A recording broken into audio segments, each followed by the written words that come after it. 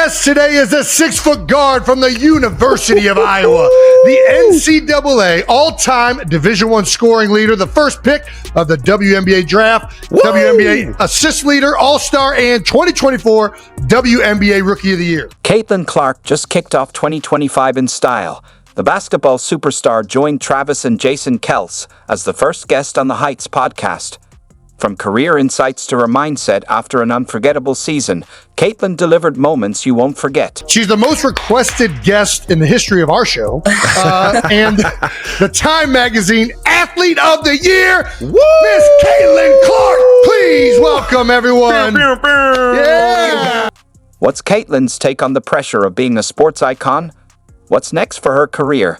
And why is everyone talking about her NBA comment? Let's break it down. The Kelce brothers kicked off the show with their signature humor, diving into Caitlin's impressive achievements. When two NFL stars joke that your resume outshines theirs, you know you're in a league of your own. It was the perfect start to an interview full of surprises. I appreciate it. I'm excited. I don't get excited about many things, but this is at the top of my list, so. We made it. Jason wasn't exaggerating. Caitlin set 40 records during her senior season at Iowa and broke 62 more in her freshman WNBA season. Her entire list of achievements is so long that Wikipedia created a separate page for them. Next voice. How many accolades did we leave off? How many accolades do you have right now at this point, Caitlin? I think you might have made some up. I don't know. Yeah, well, I don't think so. I'm pretty sure on that. I feel like you're kind of like Wayne Gretzky for basketball right now. Gretzky. The amount... If you go to the Wikipedia page and you look at like the list of like awards and achievements, it's like endless. It is. Yeah, we had to limit it to this list just to get the show started. I appreciate it. Thank you.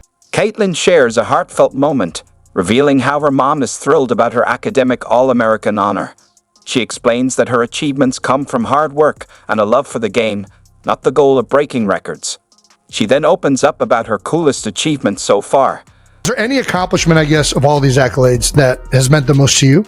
Oh, gosh. That's a good question. Well, I'd give you the answer my mom would say is probably academic All-American. She was proud of me for being a good student in college. So that's that answer. Nobody Love talks that about answer that. from mom. What I'm talking about. I did all right in school, so hung in there. But other than that, I mean, they're all cool, but you don't really care. It kind of just comes with it. It comes with having fun. Caitlin humbly downplays her Time Athlete of the Year honor, viewing it as a win for women's sports. She highlights the growth of the sport, from full arenas to rising viewership, showing the achievement so far. The Time Athlete of the Year was cool too, just because you see the list of like all the athletes that they've had prior to me, and a lot of those people I idolized growing up, and LeBron's been the only other basketball player, so and it's cool as a woman, like they haven't had many females on the cover too, so for women's sports it's kind of special, but you know, just kind of comes with playing the game and having fun, as you guys know. The conversation takes a fun turn as Caitlin talks about her longtime admiration for the Kansas City Chiefs. With Travis Kelce right there, the banter flows naturally. That's right. How long have you been a part of the kingdom? I'm sorry, Jason. Not to crush apologize to me. I'm honorary member. I'm a Midwest kid, so there's this picture that's been circulating a couple years ago when I was on Peyton Eli's Monday Night Show, where I'm in a full Chiefs outfit. I had family in Kansas City, and I grew up in Des Moines, Iowa, which is only 3 hours from Kansas City. So that's just the closest NFL team. So my dad was a big Chiefs fan growing up. From her favorite game memories to the Chiefs' relentless drive, it's clear Caitlin isn't just a basketball star. She's a true sports fan at heart. People think I'm like a bandwagon Chiefs fan. I'm like, no, I was there before Patrick and Travis. Like we were. I love it. We were ride or die. So we've been big fans, and now obviously all the success you guys have had has made it a lot of fun. Then Caitlin makes her big Chiefs fan request to Travis. That was Tony his G. guy. Yeah. What a guy. So he was the chief. We would go to like one game a year growing up with my cousins down in Kansas City. That's so and we fun. still try to go. We went to the Christmas Day game last year. I think the year before you might have played on Christmas Eve, maybe. We went to that. We were sitting outside for that one. My toes were like about to fall off. My fingers about to fall off. I don't get how you guys play in that type of weather, but it's fun. And like obviously we got heaters on the sideline. They let us cheat. Arrowhead's not too bad. And then comes her big Chiefs fan request to Travis. I got some time. So hopefully I can make it to a Chiefs game here soon. Maybe a playoff game or something. So I'll tell you what, we punched our ticket, so we're definitely I know. we're gonna at least Love have. I would assume we at least got one at Arrowhead, but you know, you're invited to them all. So all right, appreciate you guys. Thank you so much. And she's spot on. Here's Caitlin sharing her childhood love for the Chiefs. No, it was always a big deal. My dad always had them on, whether we were in the basement, whether we were upstairs. A lot of times my family would be cooking. My mom is like the best chef of all time. So she would oftentimes make really good food while we were watching, but that's what I really looked forward to most on Sundays. You know, there wasn't obviously college sports, but you know, we would be watching the Chiefs and I would be upset if they lost, and I still am. Like every Sunday, that's what, you know, is usually the brightest part of my day is turning on the TV and watching the Chiefs. Caitlin reflects on her early basketball journey, from playing against boys to standing out in middle school. She reveals that she got her first college recruiting letter in 7th grade, already on the radar of major programs. we heard you got your first recruiting letter in 7th grade. Yeah. Is this true? Yeah. So at the time, like, That's insane. It's insane. Were you playing with high schoolers at this point? yeah, it's honestly sad. Like, where college, like, recruitment has kind of gone. It's just insane. But also, I got you. I feel very fortunate. Like, my parents were just, like, they told my older brother, like, go get the mail. Like, we don't want your sister to see that. They, like, wanted me to be in 7th grade and, like, enjoy middle school and, like, hang out with your friends. Like, you shouldn't be worrying about where you're going to college. I love that so much. Caitlin then shares how her parents made sure she enjoyed her high school years while surrounding her with positive influences that helped shape who she is today. I didn't really take any visits until, like, after my freshman year of college, and then I didn't decide until my senior year. So I was never in a rush, and my parents did a really good job of, like, make sure, you know, I have a good circle around me. Like, it wasn't always about college recruitment. I wasn't, like, posting my offers. Like, also, that wasn't really a thing when I was growing up. The trio jokes about how college recruitment is now a social media frenzy, with Caitlin, at 22, already reflecting on how times have changed.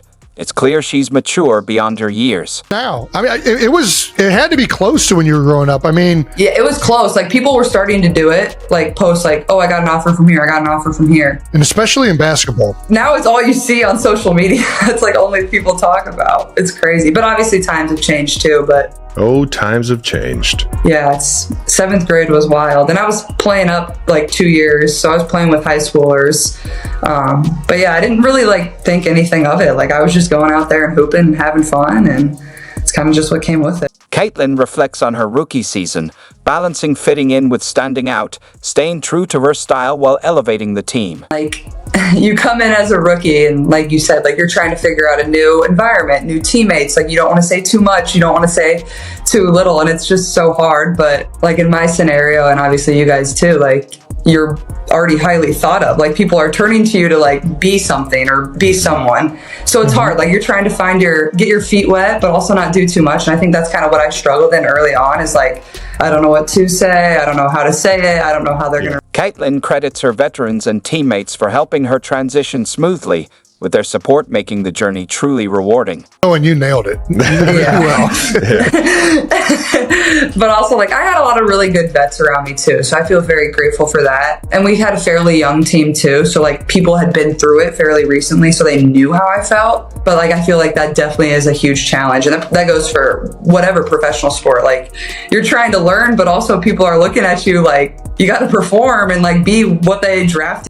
Could you provide more details about the scene with Aaliyah Boston in her first game against the Connecticut Sun? I'd love to help. I love Aaliyah Boston pouring into this young rookie.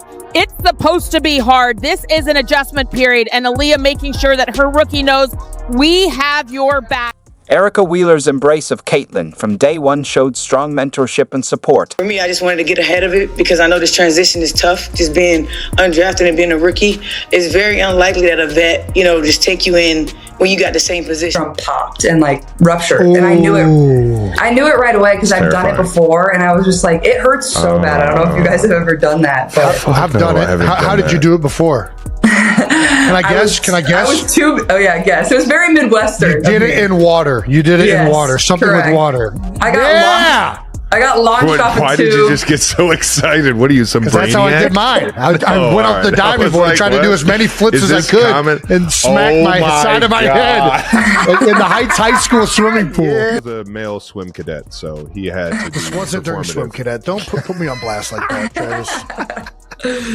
That's funny, but yeah, I got launched off a tube in the middle of a lake. I was like underwater. I'm like, am I okay? That's some Midwest stuff right there. But yeah, so that was my welcome to the W moment. I would say like, I don't know, life changing maybe. That's a great one. I think really And like that's all in a good way. Like, I mean, things just change really fast. Like, as you guys know, like that's just how the world works. And especially with social media, people see a lot of your life, but that's what makes it fun and why I've had so many cool opportunities too. So it's crazy. Like looking back at a year ago today or around this time, like I was just beginning my senior year of college. And obviously, you know, people knew who we were and people attended our games, but it's obviously not on the magnitude that it is now. Yep. So like life just changes fast, but that's what makes it fun and cool. And, you know, quickly started a new chapter of my life too, like moving here to Indianapolis, and feel lucky I'm still in the Midwest. I know you guys like the Midwest. So I've been in the Midwest my entire life. Jason's officially an East Coaster now. Yeah, but Philly of all the East Coast cities kind of has like some Midwest feel to it. It's the most west. I don't think Philly wants to hear that. They'll probably hate that I said that, but whatever. Yeah, they're not going to like that comment. They want to be far from the Midwest. No.